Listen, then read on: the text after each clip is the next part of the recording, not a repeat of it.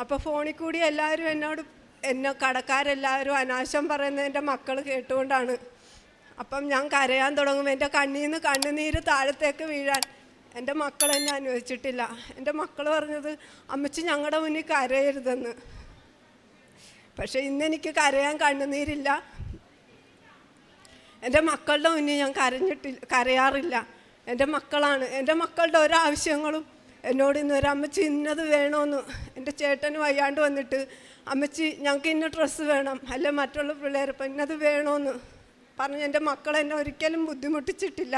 ആ മക്കളെന്ന ഈശോയ്ക്ക് ഞാൻ ഹൃദയം എൻ്റെ മക്കളാണ് എൻ്റെ ജീവിതത്തിൽ എന്നെ ഇത്രത്തോളം എത്തിച്ചു നിർത്തിയിരിക്കുന്നത്. എൻ്റെ മക്കളില്ലെങ്കിൽ ഞാനില്ലായിരുന്നു. എന്നെ ആത്മഹത്യ ചെയ്തേണ്ട ഒരു വ്യക്തിയായിരുന്നു ഞാൻ.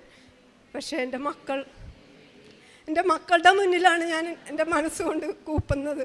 അതിൽ എൻ്റെ മാതാവ്. പക്ഷേ ആ സെപ്റ്റംബർ 2-ാം തീയതി എൻ്റെ മകൻ, ഞാൻ പറഞ്ഞു പോകണ്ട, നമുക്ക് എങ്ങും പോകണ്ട, ഇനി അമ്മച്ചിക്ക് പോകാനൊരിടവും ഇല്ല. അമ്മച്ചിയുടെ ജീവിതത്തിലെ എല്ലാ ഇതും മനസ്സ് മരവിച്ചു. അമ്മച്ചിക്ക് ആരോടും പ്രാർത്ഥിക്കാനില്ല. സൃഷ്ടിച്ച ദൈവം തന്നെയാണ് നമുക്ക് ഈ ദുഃഖങ്ങൾ തന്നത്. പിന്നെ